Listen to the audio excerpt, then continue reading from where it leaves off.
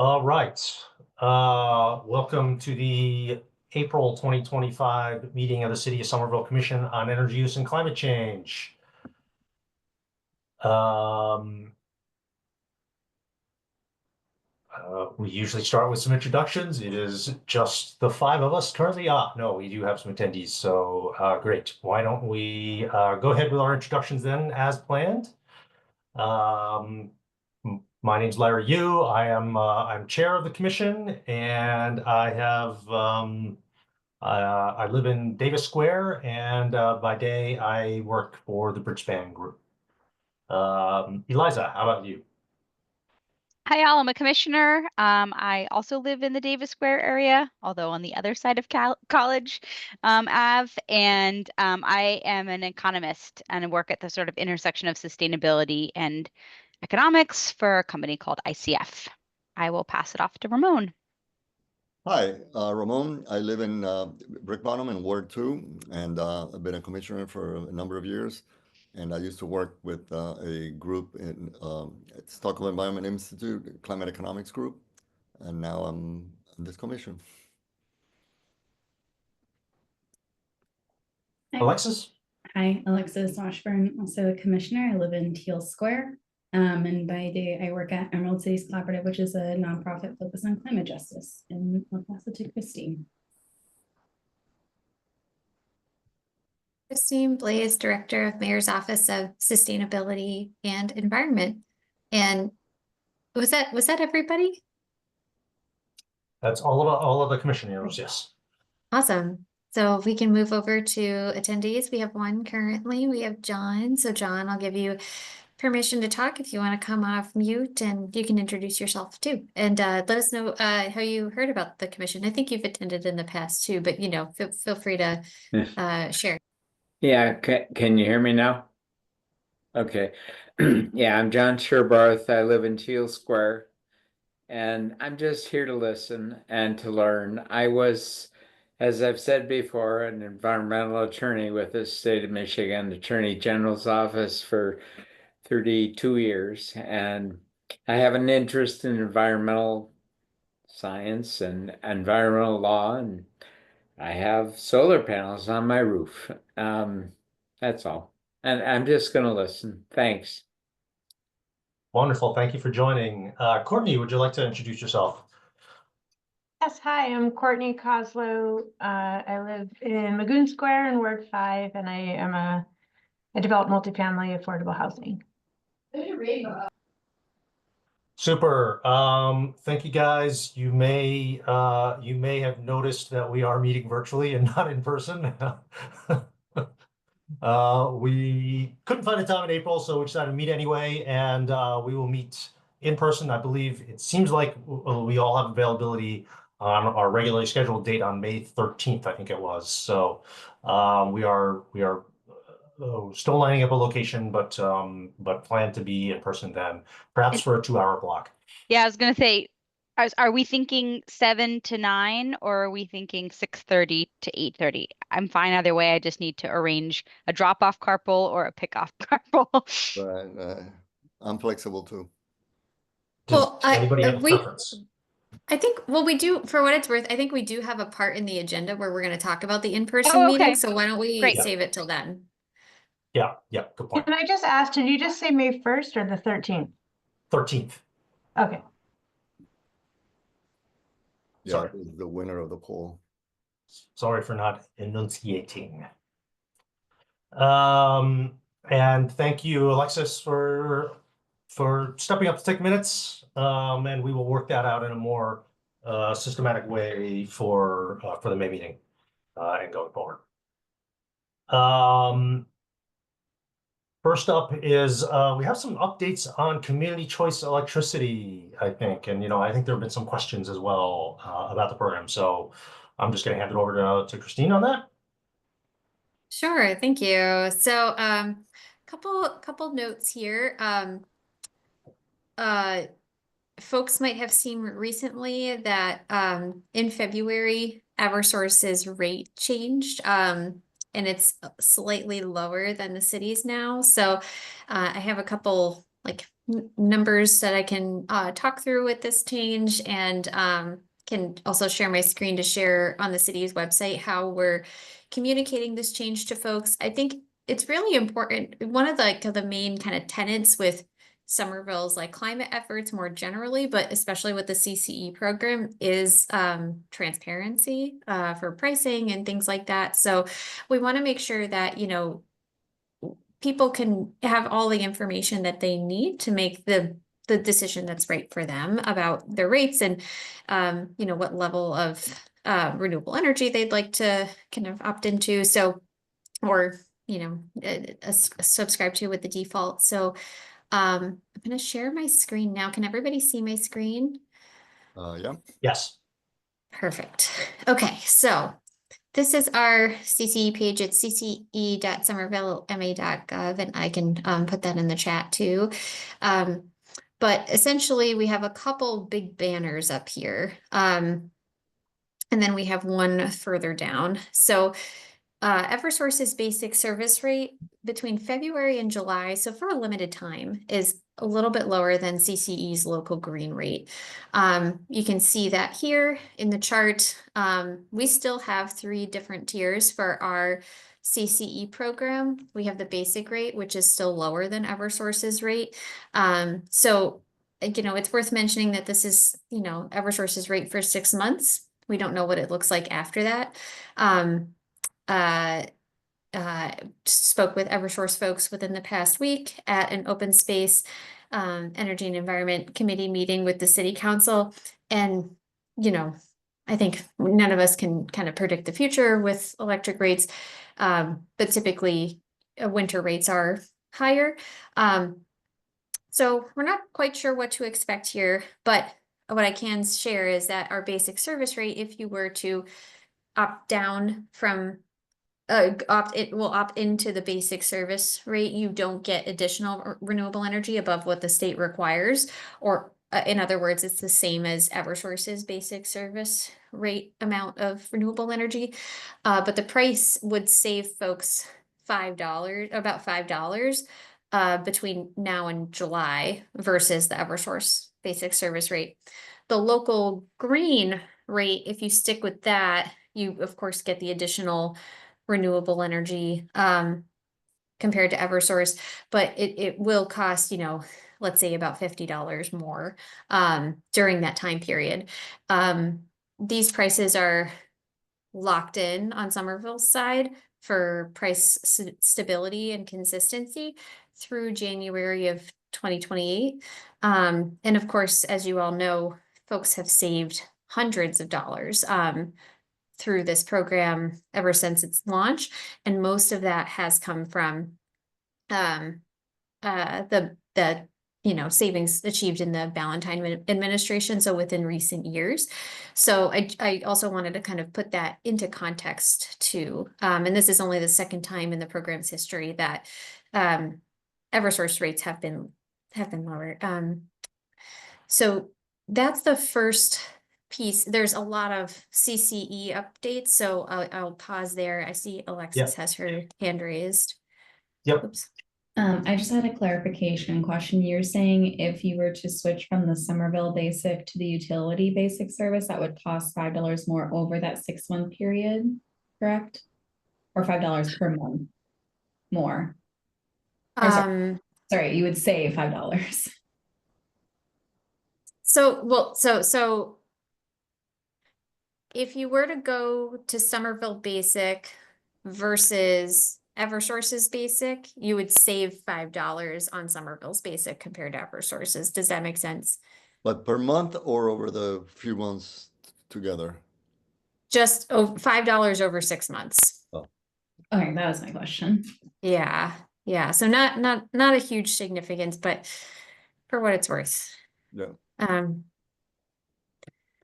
I mean, and for what it's worth, so first of all, thank you for the transparency. I think it's important, and I appreciate that you name it. Higher up on the page, you basically, I mean, you name it. You say like, you know, our default is now higher for this short period of time, which I think is important to name. So thank you for doing that. It is advantageous to have people stay in Somerville, stay in the CCE program at Somerville Basic if they are considering switching to Eversource instead, right? So like if anybody asks you about that, we would prefer that Yes. they not opt out. We would prefer that they opt down, and it saves them money to opt down versus opting out. So Yes, that's a great point. If the more people that we have, or the more customers we have enrolled in the program, the more kind of buying power Somerville has. So we can always, we can leverage that when we go out to bid again in 2027. So we definitely want to maintain those numbers, and I think it's great that we have the basic option for that reason, so that, depending on what your goals are, like if you just sort of want simplicity, over time default rate might be best. If you want more renewable, we have an option for you. If your main driver is cost, basic service or basic, local rate is the one for you. So I think we do offer, stable, diverse options, depending on what your goals are. And I will say too, that there's also a risk of opting out that I did speak with our consultant Good Energy about. So, you can opt out anytime without penalty, from, CCE altogether, but, they may offer, if you wanted to get back into the program, like say, for example, somebody says, oh, well, I'm gonna just opt out of this completely, and then Eversource's rates, go high again, and they want to come back in, they may be offered the market price. And there's a procedure for that, and I can go into as much or as little detail as folks want, but I can kind of just summarize it, which is, they would give a written offer, and they would have to receive written confirmation from a customer to enroll them into the market price. So all of that communication happens over email, and they have to get confirmation before proceeding of that. They would not be able to offer that like over the phone. It would all have to be in writing over email. And then it would have to come through a review of like historical usage data, and it would go through a review that's like internal to the consultant, and then they would reach out to the customer with the offer for the market price. If it's made, it would be visible, to customer, and they would have to agree to it in writing first. The way that the program language is written is that they may be offered the market price rather than the program price. So it's not, and I've asked them to clarify like when, like if there's a way to kind of understand like when they would be offered that versus not, but I don't have all of the clarity kind of into that nuance at this point. I don't know if we will be able to get it, but to the extent that we have follow-up questions about that, I'm happy to bring them up to the consultant or to the consultant too. Thank you, Question. Alexis. When Hold on, Ramona. I think Alexis had her name up, her hand up. I'm Just sorry. one Go more. ahead, Alex. One more clarification question. The Somerville programs by design are default, you have to opt out, like people are automatically signed up, or correct? Correct.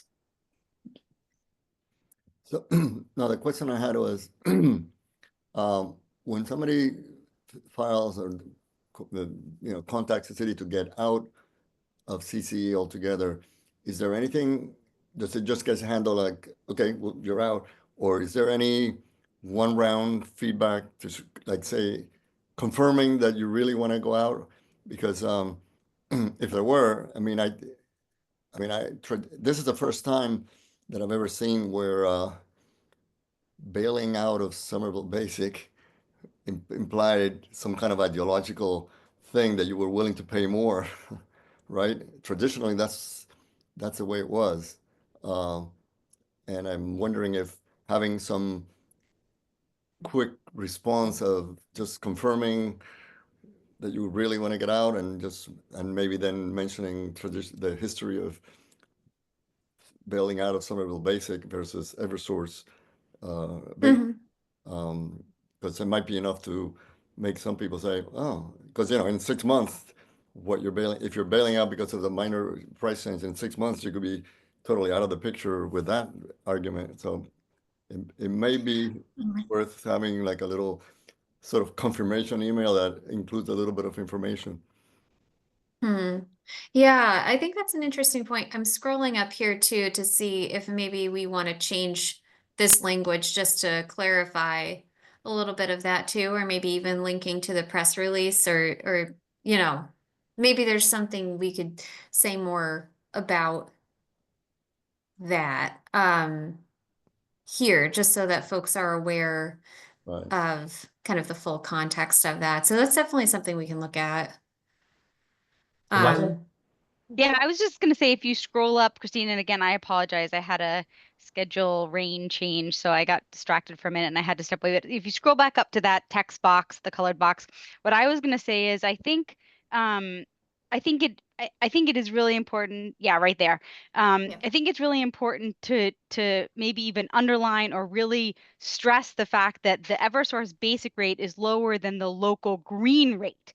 Because then if your eyes just glaze over it really quickly, you're like, and then it says to opt out of Yes. Somerville's basic rate. So really what I think we want to put up there, the front line would be Somerville's basic rate is still lower than Eversource's basic rate. First point. Second point is in this explicit time period right now, the local green is a little bit higher than, or whatever we can say, Eversource's, basic rate is a little bit lower than the local green.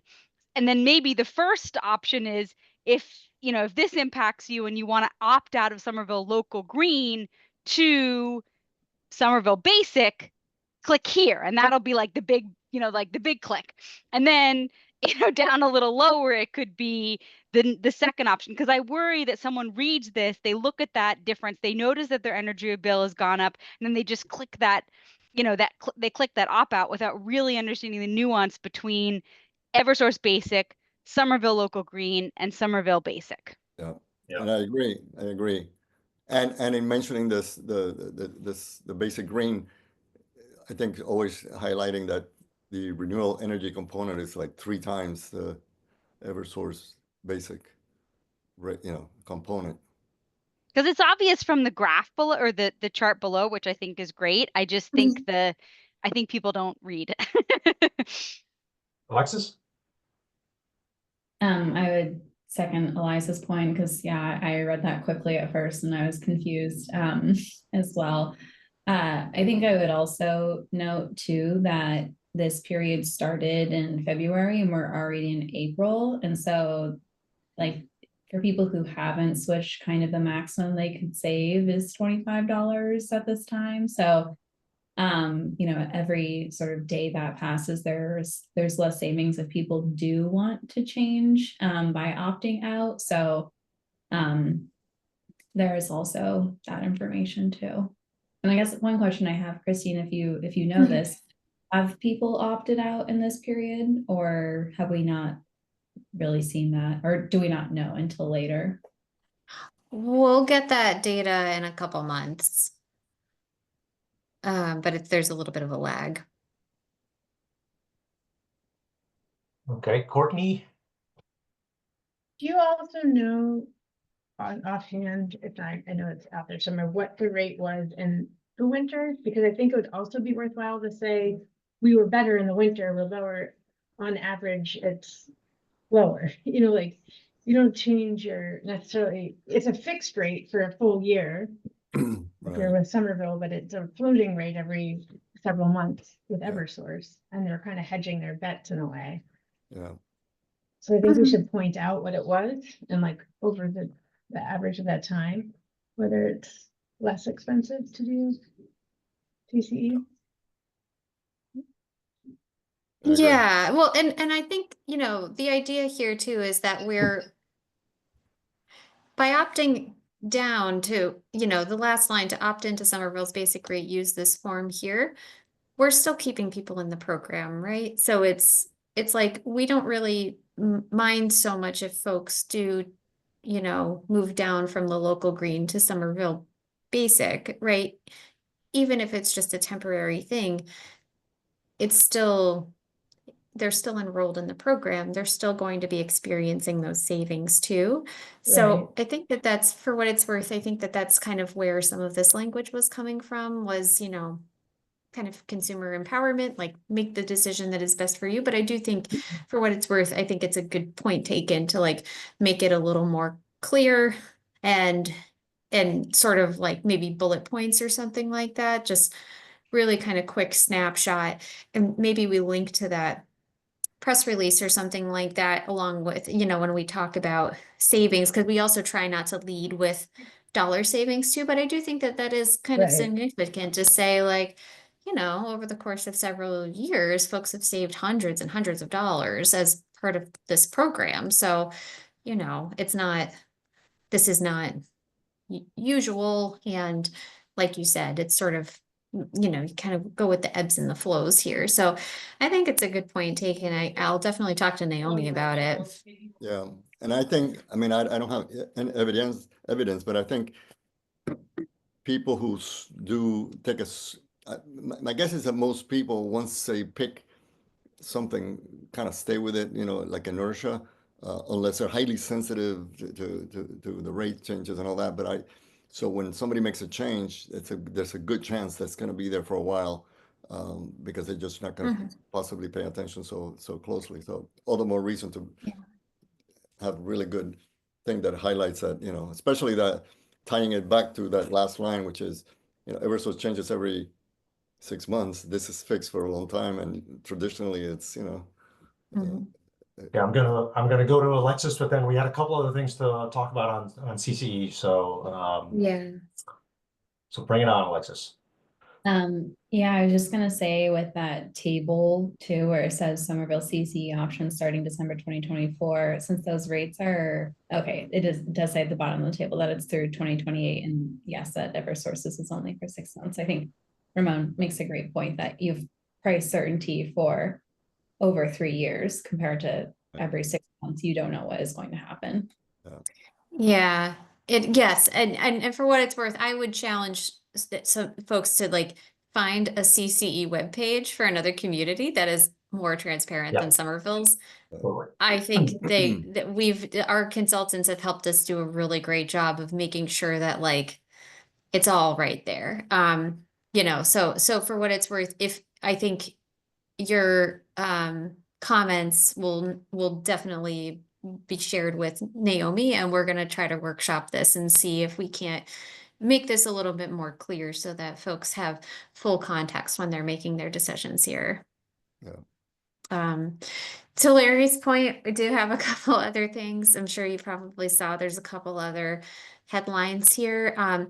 This one, if some folks may or may not have realized that this happened. I know January was a pretty insane month for electric bills and gas bills across the state. So it was also, unfortunately, it was also like the first month of our new program too, where the December bills were reached folks in January, and the new rate hadn't switched over yet for several thousand people. So we were notified of the error and worked with the consultant and the supplier to get a refund out to folks as quickly as possible. So they worked to identify the people and the accounts, make the changes so that it didn't happen beyond that 1 month. It was about, I think on average, it was around $10, or I think like at the highest, it was $10 for folks. So again, it might have gone totally unnoticed. But folks should have started to receive their refunds, and all the refunds will have gone out to folks by June.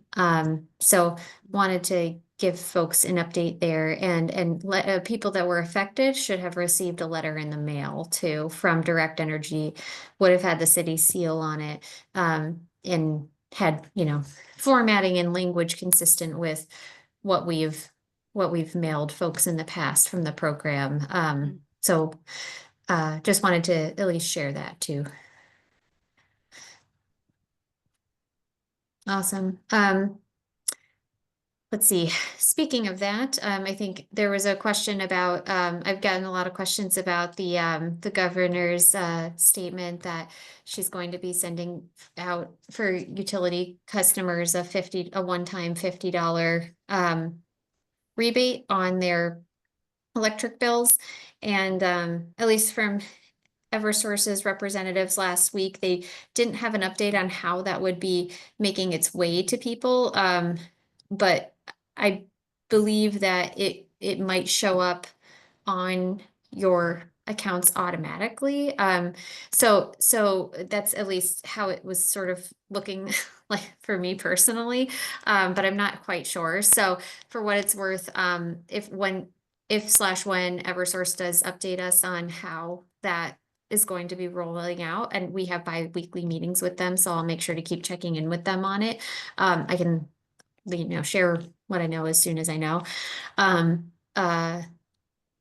then the last thing is, folks had pointed out that the Green Energy Consumers Alliance website, they were enrolled in the 100% program, and if you're enrolled in the 100% program, it sounds like you can download a form from them for tax filing purposes, and they received a notification that they were not going to be able to do that for tax year 2025, and it's not yet clear to me why they said that and what is the difference between 2025 and 2024. The only thing that I can think of is that our structure has changed so that it's a true 100% now instead of like a 150%. So I'm not clear yet if that is the reason, but I do have an inquiry into our consultant to help us kind of understand what's going on there. So again, once I learn more, I can reach out, or folks might also know too. So if you guys have any more information on either of those things, feel free to share. Alexis, go ahead. Can you clarify what the tax credit or refund is, just so that I get it correct for the minutes? Do you want to go there, Larry? Yeah, I mean, I'll give it a shot, but so for folks enrolled in a 100% program, what's it called? What's the official name? Somewhere 100% local green. At the end of every year, you get a tax credit. No, is it a tax credit? It's a tax deduction, not a tax credit.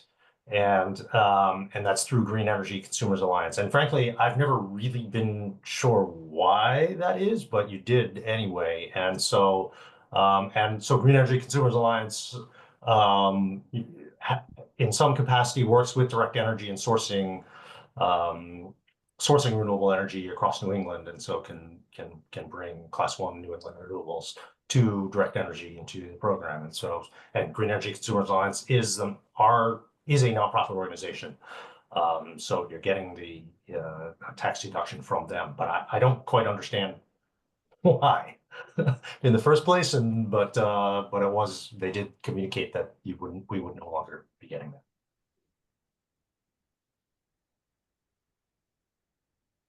The explanation that I received from the consultant on why we get it is because as a nonprofit, because it's because the Green Energy Consumers Alliance is a nonprofit. And all of the renewable energy, in addition to what is required by state law in our aggregation default and the optional products, is supplied by a nonprofit, which means that a portion of customer payments used to buy the extra renewable energy is tax deductible, just simply because it's a nonprofit. So, yeah. Yeah, so it seems like they bundled the energy and then sold it through Direct Energy to. Okay, that's helpful. Awesome. Any further questions on community choice electricity? That includes from participants as well. Please raise your hand. Otherwise, I will move on to start talking about our governance here.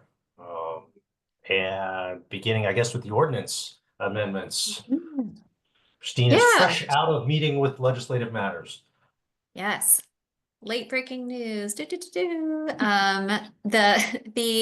Legislative Matters Committee heard our amendments and reviewed them, and also reviewed amendments from Brendan Salisbury, who is the policy analyst that serves the council and works for the city. So they accepted all of our amendments, and it is going to go to full council now for approval. So we are just a couple weeks away. The next council meeting is April 24th over school vacation week. So no, presence from OSC or from the CEUCC is required at that meeting. We're, expecting it to get approved without an issue. So the next time we meet, this will be Wow. the interim CAC, Climate Action Commission, and not the Commission on Energy Use and Climate Change, fingers Wow. crossed if everything goes well. Wow. All those Interim consonants will save. CAC. God, I should know I that. know, so few, and it was so funny because like when they were taking the final vote, somebody tripped over the letters, and I just kind of laughed to myself because I was like, yeah, this is part of the reason. But yeah, so this is kind of a really kind of interesting moment. One, I think because it's the last time we'll be the CEUCC, and then two, it's next meeting will be the first time that we'd be meeting in person since February of 2020. I love it. It's crazy. So kind of a cool meeting to be in. Jonathan, it's John. Thank you for being here for this. So I can. So what was interesting is that the minutes for the Legislative Matters Committee meeting, the attachment does not reflect, interestingly enough, the version that was voted on and approved. They actually read them out in their entirety verbally because they were amendments to an amendment, and they were not published before the meeting. So I can't point you to exactly what was approved. It'll be posted, in Zoom meeting fashion,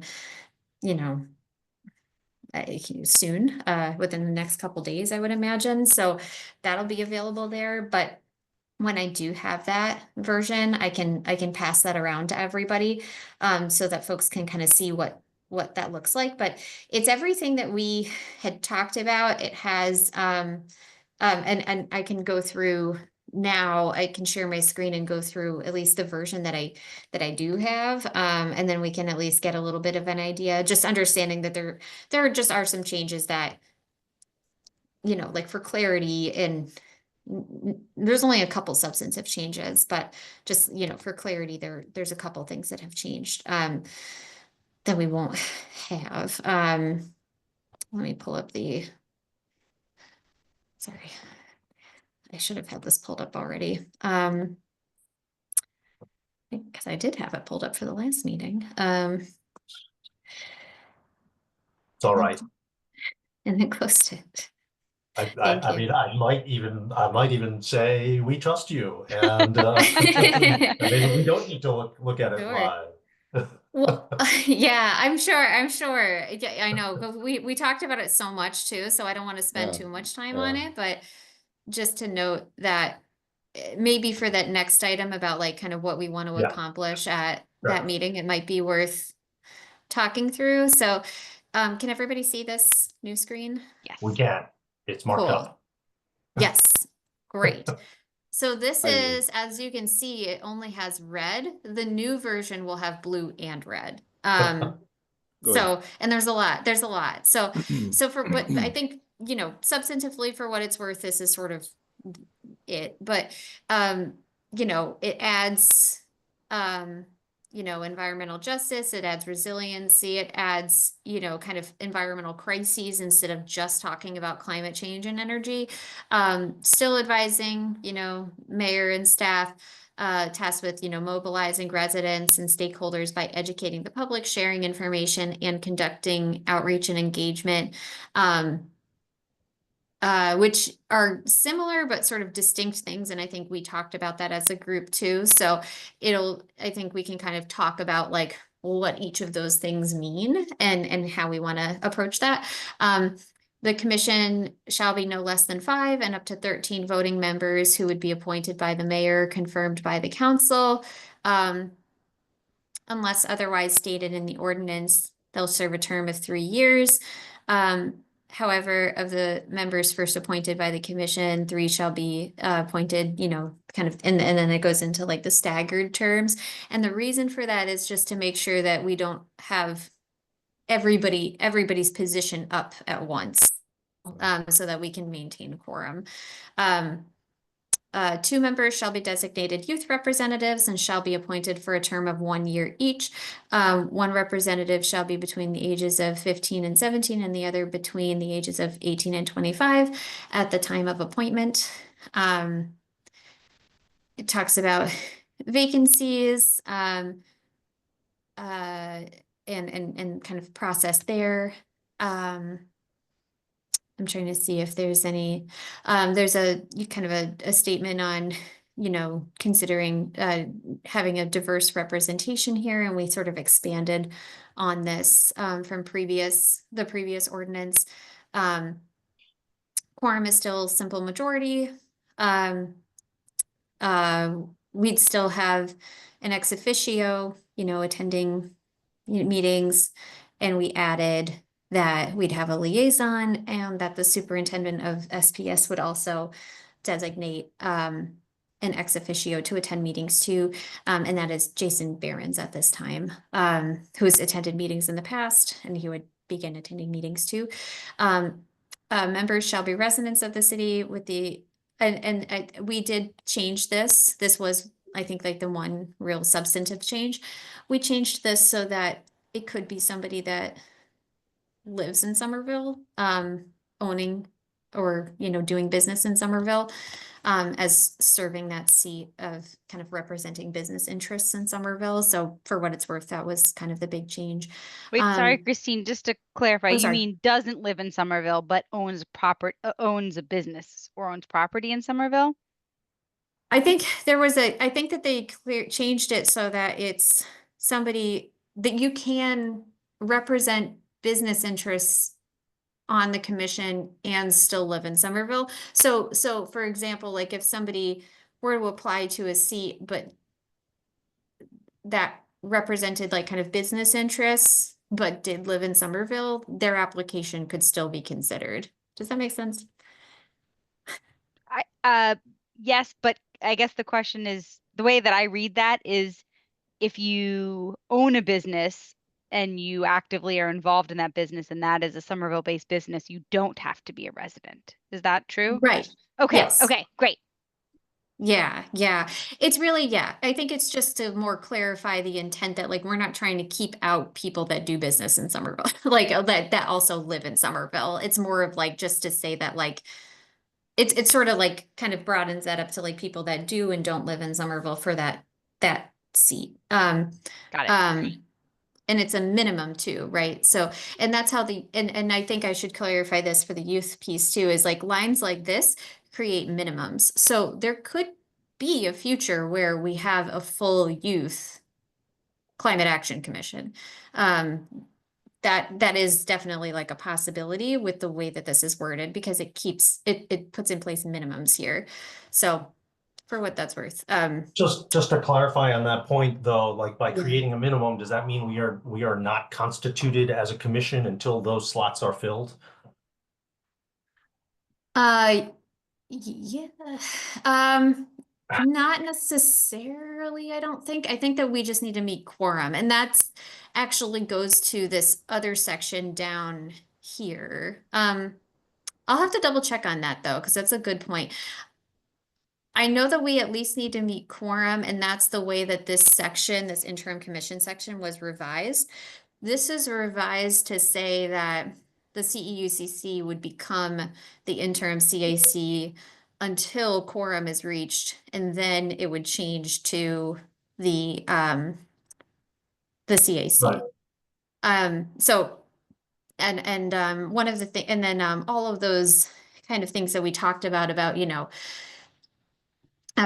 wanting to make sure that we like factored in, you know, where people live in Somerville and things like that. Those were all taken out here because we think that they're better placed in the bylaws. So I know we've talked about, you know, as a commission, drafting these bylaws for a long time. I think it's a really good time to start doing that now so that we can start to So figure out, you know, who that- we're going to be seeking to fill the seats of the CAC. So just back to that question though, Mhm. like once the CAC is constituted, they're running, everything's great, and then like one youth member steps down because they're only one year terms. It Mhm. seems to me like this language almost suggests like the commission can't function without that member being seated, without a new member being seated. That's not how it was explained to me, but I can double check. But Okay. but that's not how it was explained to me to be interpreted. Okay. And then- I think it has something to do with qualifications as opposed to composition. Right? So like these are minimum qualifications, but it's not minimum composition requirements. Right. So yeah, so we could be like Okay. going out and Okay. having those seats be like reserved for those folks, but Okay. they could be empty and we could still function as a I feel better then. Yeah. quorum. Yeah. Question, and It's a good question. to the degree that the composition may be noticeably larger with these kinds of minimums, whatever, does that affect how the quorum? I mean, the quorum obviously it's going to be based on the total number of potential seats or whatever. But is it also the composition of that quorum matter, or just the number of people out of the total? We've maintained the same standards of attendance that we did in the previous ordinance, which is that like if you have like 3 meetings that are missed, then you may be asked to. No, I think Vacate Ramon's the question is, Ramon, your question is just like the quorum is basically majority of the members. Right, and the composition of minimums and all that doesn't play. Do not contribute to that, yeah. No, right. Yeah. So yeah, it's sort of like now if folks, yeah, if it would just sort of be like meeting now, right? Like we have Yeah. 2 youth on the commission, and if they can't make a meeting, then they can't make a meeting. And you know, as long as they're still, we can still meet even though they're not here. So to the point that Christine was finishing on with her big bang, it would be great to sort of hit the ground running and really start to build those bylaws out, because we can't start to recruit our larger commission until we really have bylaws in place. It would be awkward to do that because it'd be hard to write a job description if we don't have bylaws that say composition things, for example, that might be written in the bylaws ultimately. So hoping to do that, hoping to get that process started soon, and hoping not to do it alone. Is there anyone who would like to help out on that? Julie was going to be my partner in crime on this, so. I'm sorry, to do what? To help draft the bylaws, essentially. And if not, I will turn to Julie and say like, hey. I'm happy to help you, Larry, if you don't get All any right. other takers. Question, Christine, does OSC have any plans in the works of drafting? Like, is there going to be like an announcement of the change in the commission name and composition? You know, like a public, this commission is transforming into this and that, like, public, like in the Mhm. newsletters or beyond. And is that going to be the main opportunity, or there'll be others to then basically highlight that we're recruiting different kinds of people now, and if Mhm. you're interested, join in, or is that Yeah. still like when it happens, it'll be drafted? Yeah, I think that we're excited to share out, I think, potentially even this most recent report out from the Legislative Matters Committee. It is Earth Month. We are going to be talking about Sustainability Week. It is really kind of popular. This is a really popular time for folks to be kind of looking at our newsletter and press releases that come out that are related. So I think that we are interested in sharing out, status of this. It's also something that Mayor announced at Imagining Climate Forward 2050 last year. So it's nice to kind of like button that up and like let folks know, like, this is what we talked about last Earth Month. Now we're here, which is cool. And I think it's a time when a lot of folks that wouldn't necessarily be looking at environmental stuff are kind of, more interested in that. So I think it's a good time. We also had a lot of amazing candidates last time too. And I think folks, and I remember Larry and I were sort of like, we had this in the sites back then too. So I think that we have some really interesting candidates that we can reach back out to and share this with when the time is right. We have just like job descriptions that are fully translated, ready to go with like minor edits. But we just need to, I think what Larry's saying is that like we could start advertising for this as soon as it's passed by the council and we get those updated, which would be rather quick. But I think throughout this whole process, we've all talked about, and I think, Mayor's been really interested in making sure that our commissions better like reflect the community that they're serving. So, kind of trying to talk through how we can do that through this process so that we are starting with a real kind of real kind of change with the CAC. In an expanded commission and really capitalizing on the opportunity that we have for the first time in 24 years is, I think it's worth, taking some time to really think through what we and kind of envision what we want that to look like. And, maybe that's, what we decide to spend our time doing at our in-person meeting too. So Yeah. I don't know. But yes, to your point, once we do start advertising for them, we have standards like equity standards that Mayor Ballantyne has put in place. We advertise for a minimum of 6 weeks. It has to be in at least 6 languages. And we hold interviews with chair, myself, and and we have like kind of a good, and then it has to get, reviewed and approved by mayor and then go to council. So it's a good kind of robust process that we have there. And we want to make sure that we're, doing what we can. Yeah, I do think in those bylaws process, we might want to be considering different ways of working as well, or perhaps multiple ways of working as well. Certainly if we are expanding the composition to include say a business owner, right? Well, if it's a retail or restaurant business owner, they probably can't meet Tuesday evenings at 7 o'clock. So like, would we have to think about either moving our meeting times or other ways of engaging them? Same thing with youth. And we haven't talked about other elements of the composition that we might want to specifically name in the bylaws, but they may call for different ways of working. Things like honoraria to consider, or food during in-person meetings, or childcare, things like that. I don't know. I mean, these are we may consider and reject some of them, but they're worth thinking through.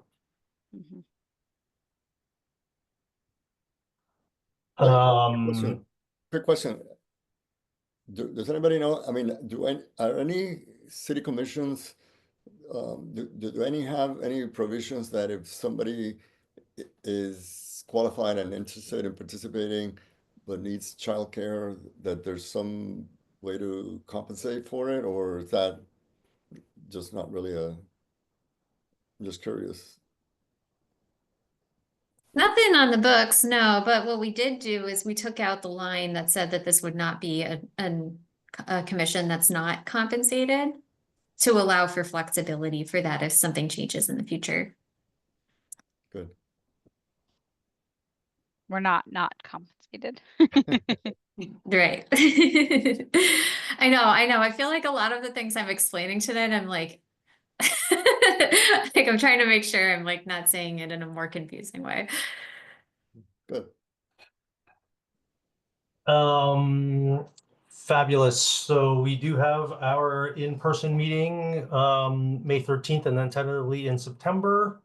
And was thinking about facilitation, and this is another case where I could probably use some help in thinking through how to facilitate that meeting.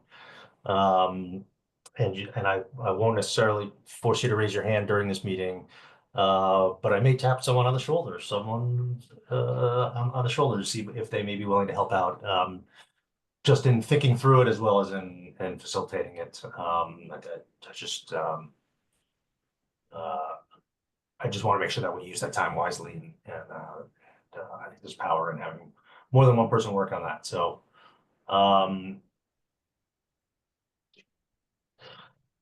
do we Can I- use this time? Yeah. Yeah, and I think too, I'll just, so what we put in the agenda is sort of like expectation for this would be kind of thinking through these big questions of like, this is our first time meeting in 5 years in person. So what's the purpose and the significance of that? How do we want to use our time? What's the goal of the meeting? And then, I'll just add to that location is still TBD. So that is something that like we're gonna figure out, hopefully.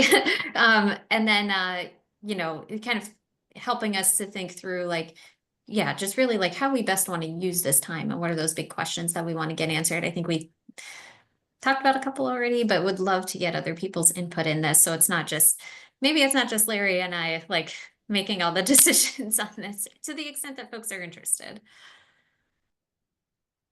I totally agree. I mean, I think, even though it was the norm in the past, I think we could use our time really wisely, and particularly for setting aside a meatier time period. Let's pick a topic and sort of a discussion that will lend itself to us being in person. Yeah. So since I volunteered for the very exciting bylaw support, I might not volunteer for this one, but I'm happy to weigh in, because I have some ideas. And I think, I mean, again, historically, we actually have had community members outside the commission help facilitate. Beth Sawin did one for us. We could even like call on some alumni, maybe Juliet. Many of you guys may remember. But, I think, I actually think it might be helpful to have an outsider. And maybe there's someone else in the city staff, Christine, that I don't know why they'd want to give up their Tuesday, but that has a knack for it, or could help be a impartial sort of outside voice, just so that then we can all really fully participate. So That's I a think it's really interesting idea. Yeah. Okay. Maybe when you do have a few ideas in the works, maybe sharing them might stimulate some of the rest of us to say, that makes Ramon, we have open meeting law. We can't do that. If you're volunteering, we'd be happy to share with you in a group that's smaller than 3. Maybe. Possible, maybe. I mean, I think we could, brainstorm even at the end of this meeting, or what we'll work, one-on-one, one of us can work with Larry on it.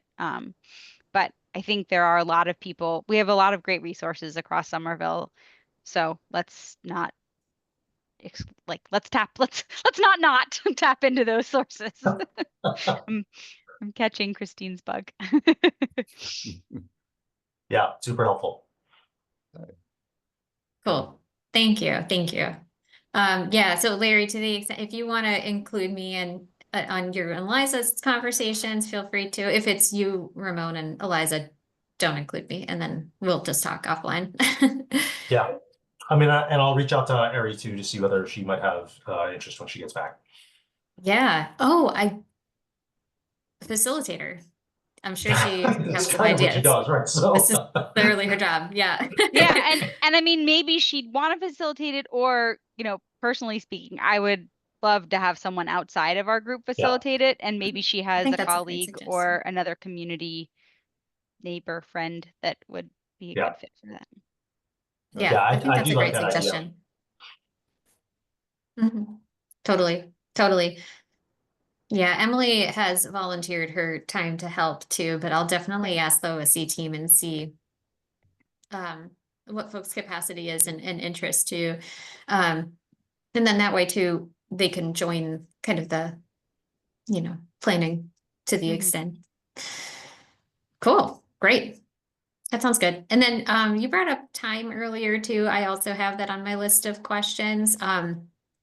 7 to 8:30, unless we decide otherwise. 2 Do hours, folks I think. have We're precedent? going to 2 try to hours? do 2 Okay. hours. Whether we Okay. start at 7 or 6:30 though is open. Mhm. I think Courtney, not, oh, go Alexis. I was gonna say, depends on the agenda and what we want to cover. I think if it necessitates 2 hours, then I would say meeting for 2 hours. But otherwise, if it can be shorter, I would also 6:30 Sure. versus ending at 9. Good to know. I am agnostic on the time. I just, as I said, need to plan if we meet at 6:30 versus 7. So Well, if there's no opposition to starting at 6:30, I would, and Christine, that includes you. You have things like commutes and, you know, young children too. So, do you have a preference? Not really, I don't think. Thank you for asking. I don't think so. My only preference is gonna be dependent on what space we can reserve at the time it's available. So I think that might, depending on what we get, that might sway things one way or the other too. But if it's easier, can anybody not do 6:30? Or could anybody not do 9? And maybe we just do it that way. Okay. I have a Okay. slight preference to not ending at 9, but it's not a hard. Okay. Yeah, I it think I sounds would like bias there's towards starting at 6:30. motivation for 6:30 to 8:30. So let's just go with that unless, yeah. And are there any limitations about what space we can use? Like, I know historically we either met at Yes. that tiny, or there are, okay, great. It has to be ADA accessible. Sorry, which- I meant more like we only have ever met in either that teeny tiny room in City Hall or at the at the annex. But like, are we allowed to meet in like the West Public Library that's accessible, or does it have to be on a municipal? Or I guess libraries are municipal. Does it have to be within City Halls? The Visiting Nurses Association on Lowell, they Right. have that room that's open to the public. I've had community preservation act meetings there when there were conflicts. Yeah. Yeah, that is an option. We have a list of buildings that we Okay. can use. Okay. So we do have a couple different options. I just kind of got to run down the list. Okay. We have also met in the past at the Council on Aging at the Tufts Administration Building. Right. So it's going to be about availability, and then it's also going to be about, kind of using another building after hours too. What's open, what's not open, Right. and all of that kind of logistical stuff. So Yeah. I'll definitely figure something out and get back to folks. Yeah, well, and that might also lead us to choose an earlier time. Like, I know, for example, like the West Library closes at 9 and they want you like out by 9. So, Yeah. that would be. Yeah. And I do, for what it's worth too, I do agree with Alexis. And one of the questions I have for the group working with Larry is, choosing the time, 2 hours or 90 minutes. So for what it's worth, if we don't have to meet for 2 hours, like that's probably, that I think that, maybe we don't like design the agenda around like, well, we have 2 hours, how do we fill it? Let's figure out like, how do we get there? And then, if we start at 6:30 and then we need more time, maybe we could do that. Maybe that's kind of a way to do it too, but I don't know. Alexis, go ahead. I was also gonna ask, since we'll be in person, and members of the public are welcome to attend, do we want to do anything special to announce that we're meeting in public? If we're just discussing the bylaws, that might be a little boring, but if there's other items on the agenda that are of strong interest, then we might want to do some more outreach to let people know we're gonna be in person, and certainly once we know the location where we'll be. Yeah, that's interesting. That's a good point. Because most people, Yeah. to the degree that they participate, they're used to the internet. Well, it is interesting too, because it's the tail end of Sustainable Week. Like Sustainable Week is the 3rd through the 9th, and then this is the 13th. So it is sort of one of those things where we could say like, and as a follow-up, you can join us at this next meeting. And I guess that's another question too. Is it going to be hybrid or just in person? Maybe that's something for the kind of planning committee to discuss too. I would hope it would be hybrid for other members of the community to come and listen in if they Mhm. want, but hoping that our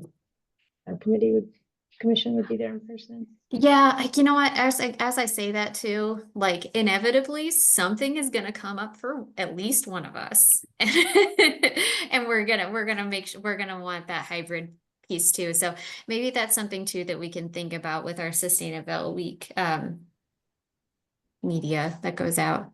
It's a good idea. Go ahead. Alexis?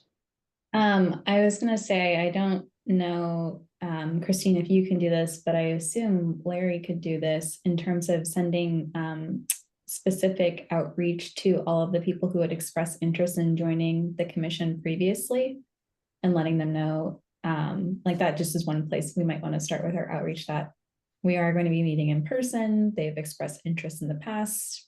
We would welcome their attendance and participation as we discuss bylaws and other things that are on the agenda. And they're always welcome, but certainly for people who have wanted to join in the past, it's a good opportunity to see what we're about. Maybe not the most interesting meeting, but.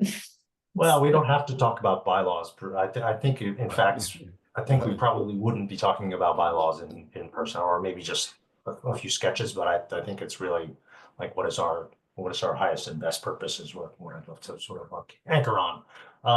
And it is interesting having, like, I love the idea of doing outreach and having a bigger public meeting, but also like we probably will do less visioning if we have active participation from 20 people in the public. And so like we do have to balance, like, do we want this to be like a real working session for 7 people? Or do we want this to be a big public visioning? And it's, I don't know, those are not necessarily intention, but tricky to design a meeting to do both. Interesting. Yep. More to think about. Yeah, and I will say that decision does, if we wanted to include it in Sustainable Week stuff, it does sort of have to get decided pretty soon. So we can talk more, but I think that's a good point. That goes to that question of like, what do we want the meetings to be? Yeah. Okay. So there's some urgency here. Oh yeah, and we shouldn't forget to, before we move on to the next thing too, we do need to open it up to public comment too. Yes. Yeah. John? We are open to public comment. John, if you have anything to add. Cool.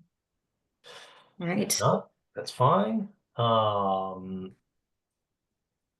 So Sustainable Week. Yeah. This, by the way, I don't know how intentional this was, Larry, but this agenda really like flows really nicely into the next one this time.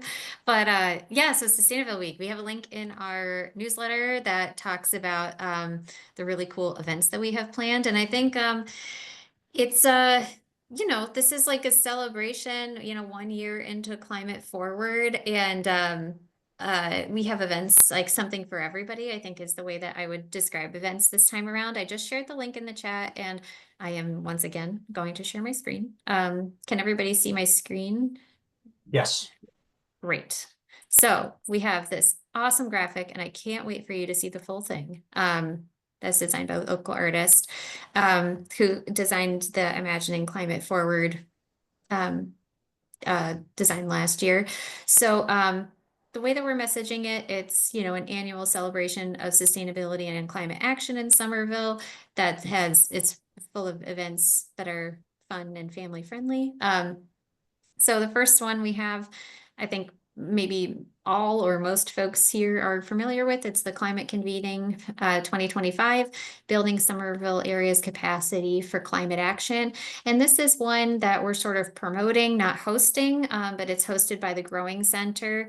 And it's sort of a 2-hour, I guess, sort of like group discussion about, you know, how to grow community climate action in the area.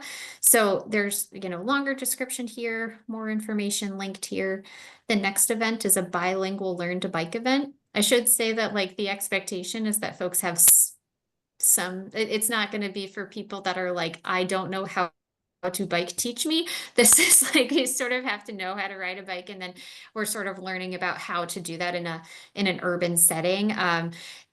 So we're gonna have so, you know, you bring your bike, we'll have people there from Summer Summer Viva, and then we're gonna have, it's like in the it's sort of like in the alley behind Summer Nova. We have the street blocked off.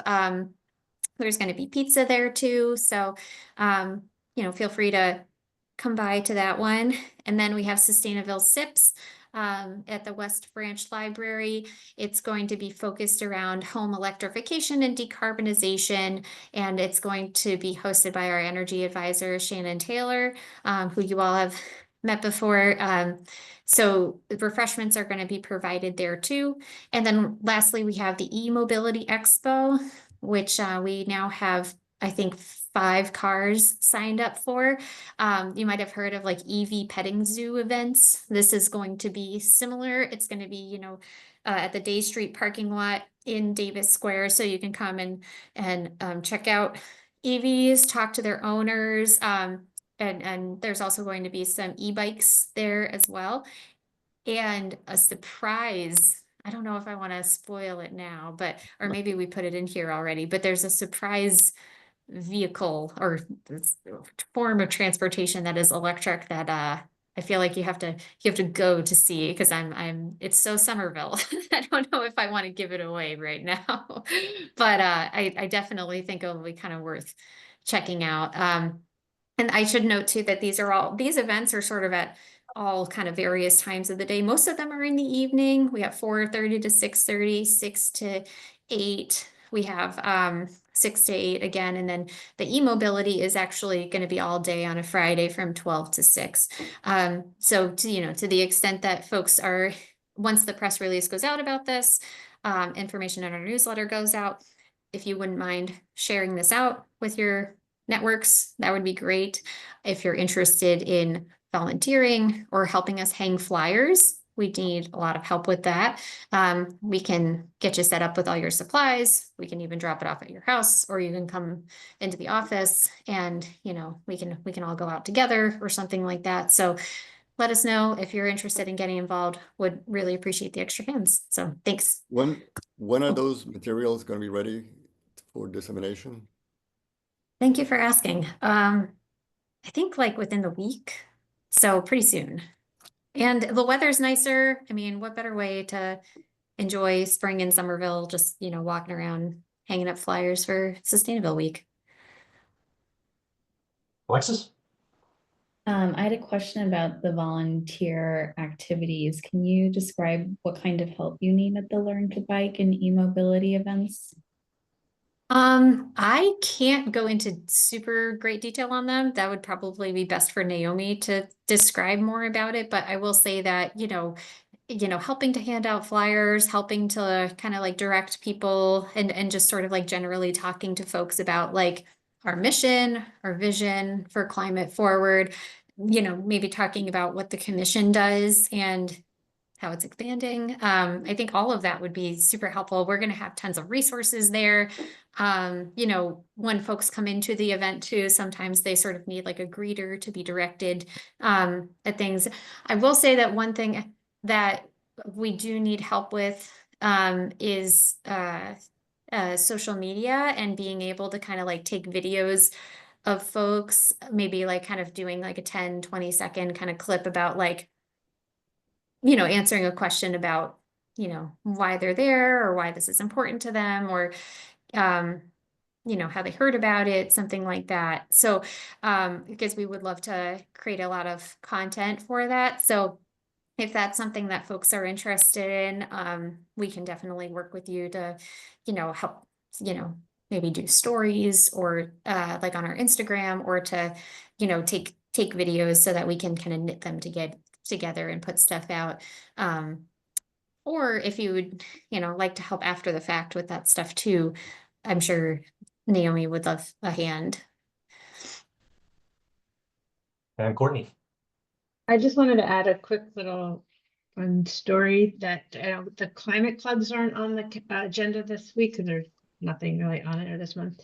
But my daughter, my 5th grader at Winter Hill, joined the climate club, and they decided that she and her friend Action was going to be going to the climate convening, but it's on her birthday party day, and she wanted us to change her birthday party because it was so much more important to do this. It turns out the timing didn't conflict in the end when we learned what it actually was. It was at 4:30. So just thought that was pretty awesome. She didn't want to have her birthday at I thought that was going to be the punchline. Well, Like, that's so the too. party is. That's so too. The whole thing. Yeah. Take over. a bunch That's of awesome. 11-year-olds. I Yeah. love Courtney, that. you Oh were- my gosh, Courtney, we need to get you to the extent you're comfortable. I feel like that's great. And we would, Yeah. that's a great soundbite. That's great. Yeah. I'm happy to share. And Courtney, like, I don't know how many people will be at the convening, but they could kick off the convening by singing happy birthday. I mean, that could be arranged. Ooh, yeah, okay, cool. She'd love that. It's not quite her actual birthday day, but she'd still love it. Just the party. Oh, it's not her actual birthday day? Oh, it's her It's the birthday party, celebration. but like we already Got it. like the invites are out and paid for the place. Got But still, that Um, sounds good. it. I'll mention it to folks, but Christine, just know on the e-mobility expo, I'm sure you've already thought of this, but there's a certain brand of electric car that is a little polarizing right now. So if any of those will be present, you might be having different kinds of conversations. Yeah, thank you for mentioning that. We are kind of doing all the prep that we can to Yeah. kind of expect the unexpected. Yeah. Yeah. If Anything you hear of else? if you hear of anything from folks, just let me know if you could.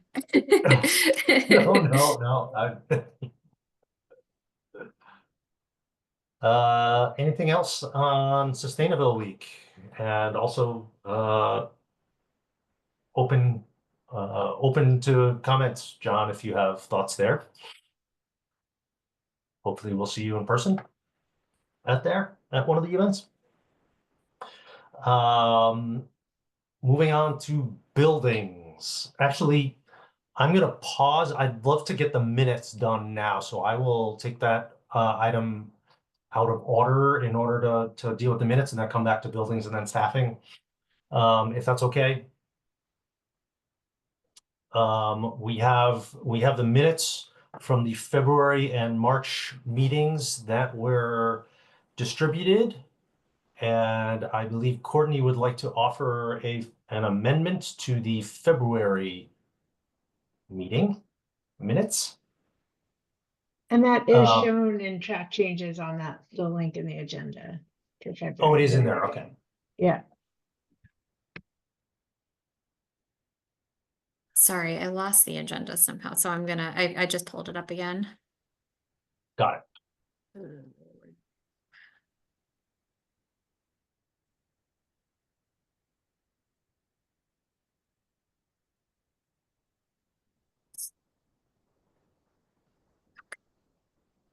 And just in case folks don't know too, you can zoom in on your own Zoom too, if you kind of go like this on your trackpad, or you double click with your mouse too. So if this is too small, you can always do that too. Didn't know that. Oh, yeah.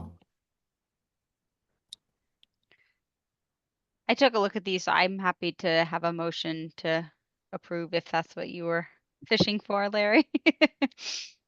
I was allowing space, but yes, that would be great. Do I have a second? I'll second. Second from Ramon. Any comment or discussion? Seeing none. All those in favor, raise your hand. That is unanimous. Motion passes. February and March minutes have been approved. Thank you for that. Okay, let's spin back to the buildings discussion. Thank you. By the way, I do mean thank you for moving through that. Buildings discussion, starting with school decarbonization, our standing item. Yeah, so we met actually with Courtney earlier today, with Director Raish, and well, maybe actually I can just kind of skip one step down to the staffing update. Oh, Courtney sure. met with our new Courtney met with our new energy manager, who is none other than Garrett Anderson, our current residential decarbonization program manager. He has a background in facilities management, and he has worked with Cambridge and Brookline housing authorities, and has been filling in for Eric Larson since he departed last fall, and has been doing an incredible job across the board, and has brought this new like vision and expertise. So we're really excited about that. Obviously that means that the decarb manager position will be open, so we can definitely talk about that later too. But I, at least if I were to continue my sentence, I would have mentioned his name without explaining the context for why he was there. So he's jumping right in. He's officially transitioning in about 2 weeks. So he's already kind of starting to meet, continue these relationships he's been building over the past couple months too. So we met with Courtney earlier today and talked through a couple of the questions that have been sort of like outstanding over the past couple of meetings, and kind of clarified a couple things with Rich, or Director Raish. So one of those was talking through the MERV 13 filters question, and then the other one was sort of about kind of the overall kind of like approach to building decarbonization. So I don't know, Courtney, do you want to? Yeah, I could give add to that. And I was just to say it was really great to have that. I appreciate, Christine, that you initiated it, and I think it helped to be able to move forward from some of the places that I felt personally stuck on what was being said in the memo versus what I had my understanding of things were. So I mean, a couple of pieces are that I guess I keep thinking the low-hanging fruit is that at the Brown and Edgerly, where the Winter Hill students now are, Rich Raish confirmed that they do not have centralized MERV 13 air filtration there, though there are enough portable filtration systems that could be added to each classroom. And he believed that teachers were notified of that, that they could have that. I do know that they're loud and take up a lot of space, and that when they were originally used at Winter Hill, the teachers didn't love them. Winter Hill did get centralized before it shut down.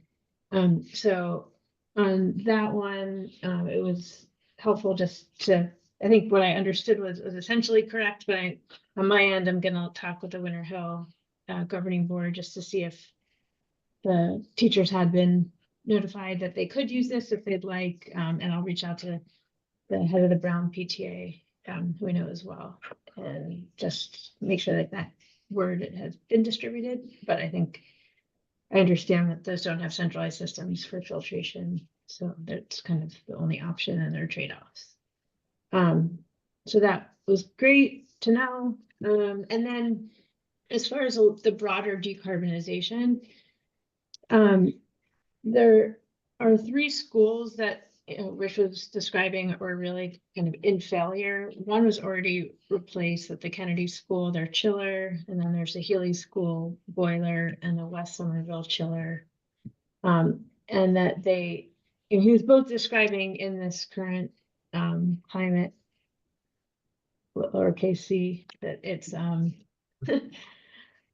hard to really plan for much, which is obviously we understand that. Though he was saying that, and the issue is if you do these big boilers or a big system, it's oversized for a tight envelope, so it's hard to later go back and say, oh, we're going to make this an efficient building, or we're going to electrify, because the electrified system needs the tight envelope, and a tight envelope doesn't want an oversized like system that you'd put in just replacing in kind. And but those big systems last their 20, 30, sometimes 40 years. So we want to make sure you're not missing the mark. But he did say that the consultants that they have, Stantec at one school and Arup on the other, are looking to see how they could plan to decarbonize over time with the systems that they're putting in place, and can they adjust them for the future, and that they do intend to do building envelope upgrades over time. Are planning that to be done the next step, but because we don't have any other swing space, since Edgerly's only one, and it's being used by the Winter Hill possibly until 2031, which was the most recent estimate for the new building timing. I had been suggesting that they look into wrapping a building from the outside while it's occupied, maybe nighttime and the weekends. You could, it's being used in some other contexts like affordable housing.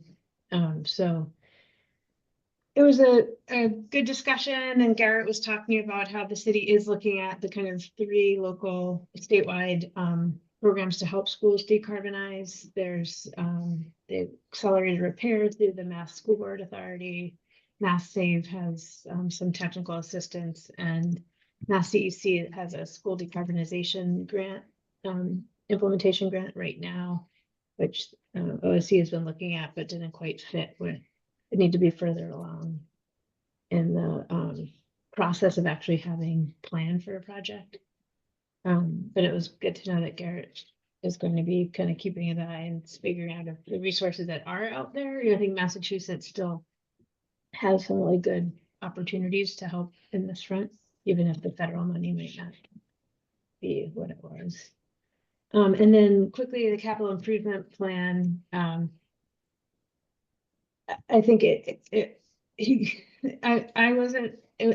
was explaining it's a complicated issue. Capital improvement plan, it was 2023 was the last one. And it only includes things that they'd have to bond for without an override on Prop 2.5. And that other things are in the city budget, and other things like the Winter Hill and or Brown School would have to be a Prop 2.5 override budget voting on a ballot. And that it's sort of, there isn't actually any place where you could find a full plan or a full budget, but if you sort of piece it together, it's kind of there. But that larger plan for decarbonization isn't necessarily like in a budget at this point. Though he wasn't too optimistic given as municipal financing, that it was where we're going to be, but he did note that tomorrow, well, that's what I need to add to my calendar.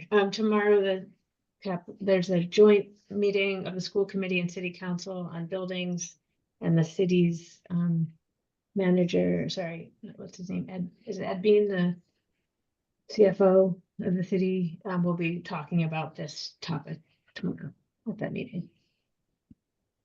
I have heard that is going to be very informational, so, and it'll be recorded too, so if you can't catch it in Yeah. real time. But I'm gonna be watching it too. I'm excited to see it. And that's a great summary. Thank you, Courtney. That was so Yeah. detailed. Thank you. And thank you for making the time to meet with us and ask all of these important questions too. Yeah, you're welcome. Super feel interesting. like- Yeah. I wish we could do more. I understand it's a top, people are thinking and trying, but there are constraints that will. Okay. It's always harder than it seems. Any question or comments? Hopefully, Alexis, Courtney wasn't speaking too quickly. I think it was probably okay. Oh, Okay. I'll get you on it. You type faster than me probably, so. Any public comments? Go ahead, Eliza. If I was just gonna say, was there any, like, I don't know if the word is room for follow-up, but like, was there anything that the commission could do to support, progress moving forward, and or any follow-up that you can think of based on that meeting? I mean, it sounds like a deeper understanding of constraints is an outcome. But what was your sort of takeaway in terms of, is there a role for the commission to provide any additional support or follow-up?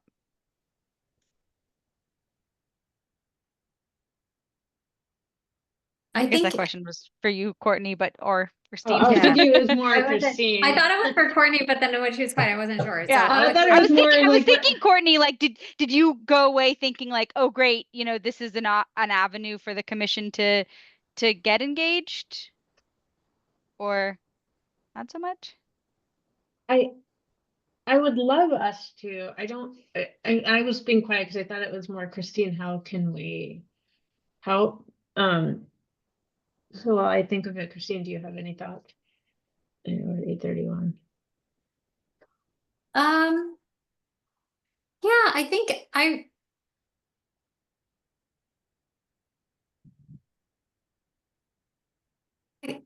think the commission does a really great job at advising on kind of the priorities for the city. And I think as we turn to, this new phase with the Climate Action Commission, and as we start to get these task forces launched, once those get further down the line, we'll have a little bit more, maybe there'll be some like opportunities that are for more kind of clear, like Okay. advisement on these projects. And as now that we have, or soon we'll have a new energy manager too, maybe he'll have some new ideas about how the commission can interact with that role specifically. So I think maybe more to come soon in the short term and in the long term. And I Okay. think I would add, I'd love for us to continue to do what Christine said and, note it as a priority. Are you still there? Okay. Yeah, Yep. and we'll have and SPS administration will be ex officio to the commission pretty soon, so. Yep. Yeah. Okay. No, yeah, that'll that's be great. helpful. I think after he's been fully on the roll for a while, it might be good to maybe have him come and chat, present or talk to us for like a short part of a meeting or something, in a few months. Yeah, or if there's like a subcommittee kind of thing, I could see a couple of different ways that we can go about this too, but we'll talk to Garrett and see what he thinks, but yeah, and I think if there's preference from the commission too, that would be good. Okay.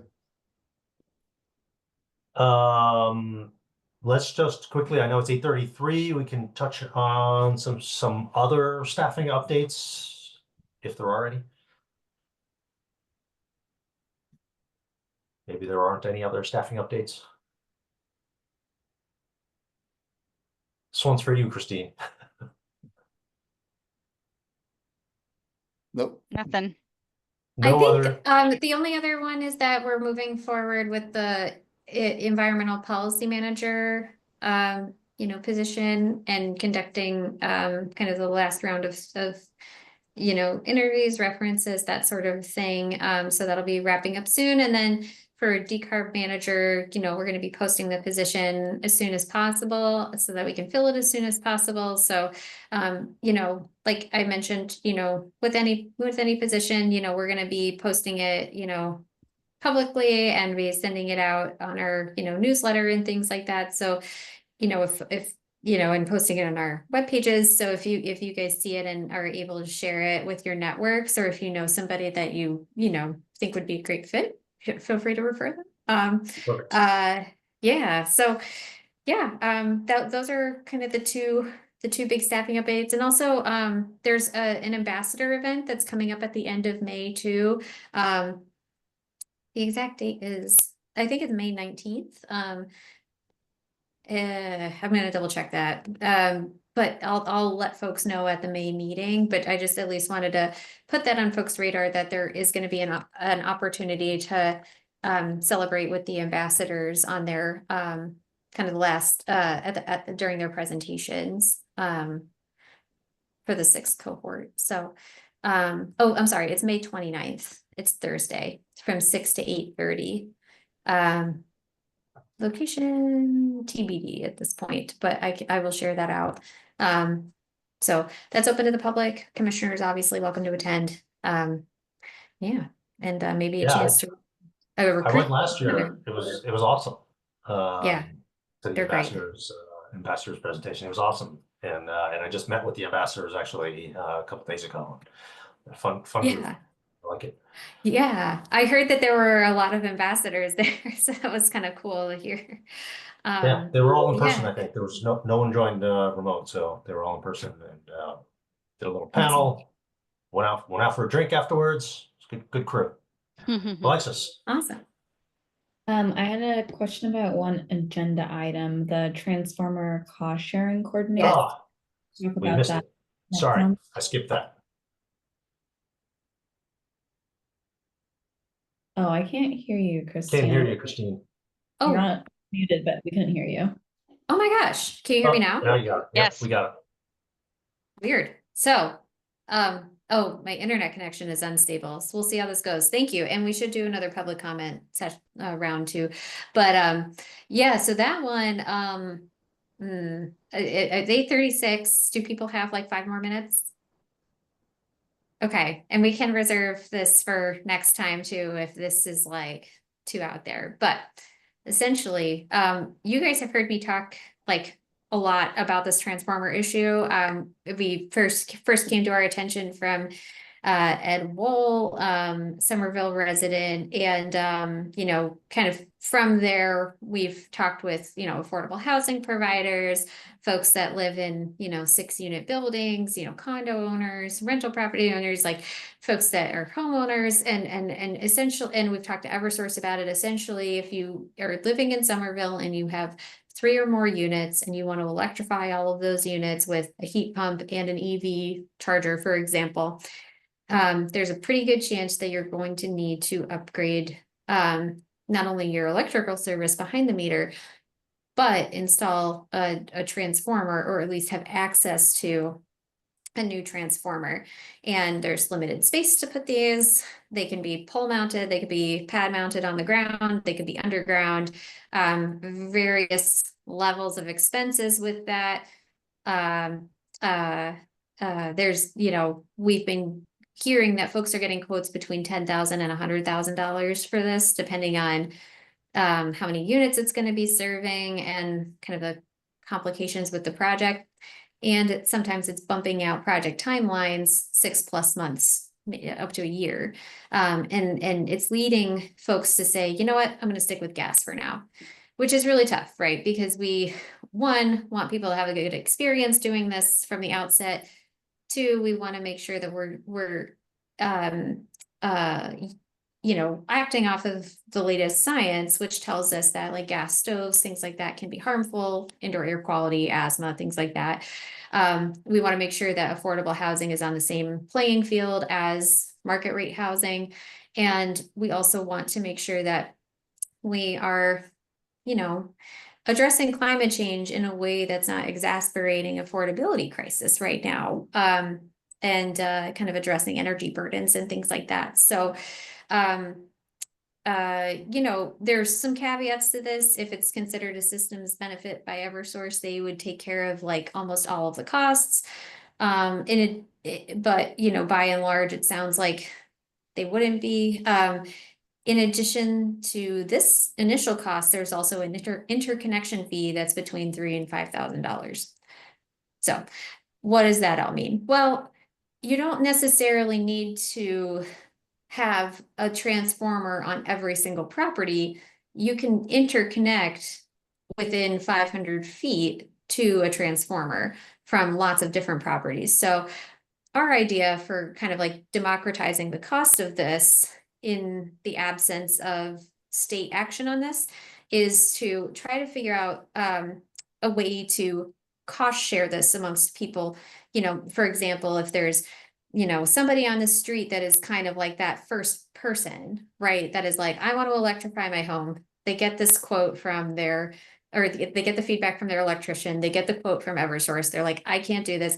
And you know, they can maybe go to their neighbors, or we can help facilitate that with them and have that coordination and say, you know, hey, your neighbor wants to electrify. They would have to install this transformer. You know, if you're interested in electrifying now or in the future, you know, these are some of the benefits of that, things like that. These are some of the situations where this might come up. Like, would you be interested in kind of cost sharing in this now so that you can, so that we can kind of split the cost between folks? So maybe there's 10 people paying $1,000 each instead of that first person paying $10,000 and then everybody else paying zero, aside from the interconnection fee. So that's kind of the idea. I think, you know, I don't know if it will work, but it's one of these kind of things that we're sort of interested in testing out and seeing like what the response is from folks, if it's something that's viable. You know, we're also doing some like more broader advocacy efforts and studies around this too. So, you know, for what it's worth, there's like other things going on in the background. This isn't like the only kind of iron that we have in the fire on this, but it's sort of something that we've been talking about for a while. And in absence of, you know, kind of state or federal funding for this kind of pilot program, kind of thought I'd bring it to the commission and see if anybody is sort of interested in helping OSE kind of figure out what this could look like, and maybe even help like us engage with people that are interested in this. So far, we have a list of, I think, about 18 properties who are going through this right now. So pretty good list, along with affordable housing providers. So I think we have, you know, kind of a good pool to start with. But yeah, wanted to get folks' thoughts. Are those 18 properties contiguous or like all over the place? Yeah, kind of we have a form on our website that says, hey, has somebody told you that you need a transformer? Please tell us. And and we have heard from folks. And I will also say too that about 5% of respondents to the Climate Forward survey, which we had like over 500 people respond to, said they know that they're going to need to do this, which is crazy to think about now in 2025 or 2024. They knew that. It's just going to be, I think it's just going to explode over time. So, and it's not something that's just going to be impacting us. It's going to impact everybody. And since we've been talking about it for a couple of years, we get calls now from like Boston, Arlington, Cambridge, and they're like, we're starting to hear this too. So, and we all have kind of various levels of like, you know, demand and also resources at our disposal to like kind of tackle these things. So like Boston has dedicated staff that are working on this and, you know, are a little bit further down the line, or are taking further down the line in the sense of like, you know, they've like talked to Eversource about doing things like installing transformers in basements and things like that. And they're going to be starting something I would love to do eventually, maybe in Somerville, would be like an energy plan for the city. So they're gonna be, I think I haven't seen if it's included in the budget, but I know that they kind of had their, I think that there was, yeah, because they used some of our RFPs to kind of inform what they sent out. So curious to see what that turns up. But in any case, sorry, Alexis, go ahead. I don't know what I'm volunteering for, but I'll sign up for that. I'm interested. Thank you. I was gonna say, just listening to what you were talking about, I mean, I could see that being a very rich area of, you know, high value of public education. Some of it broad and some of it targeted, you know, when you identify people who express interest and all that, because, I mean, there may be a lot of people who don't know that much about that aspect of it, and when they do find out, they go, oh, okay, I forget it. But if they know that that's an opportunity for bringing down the price by basically collaborating and all that kind of stuff, so I could imagine different levels of good outreach and public education, broad and narrow. So I'd be also curious to stay in that Oh, conversation. cool. Yay. Thank you so much. That's awesome. Yeah. All right, I have you guys written down, so I'll follow up with you. And I think this is sort of like an emerging space too. So we'll just we'll see how it goes.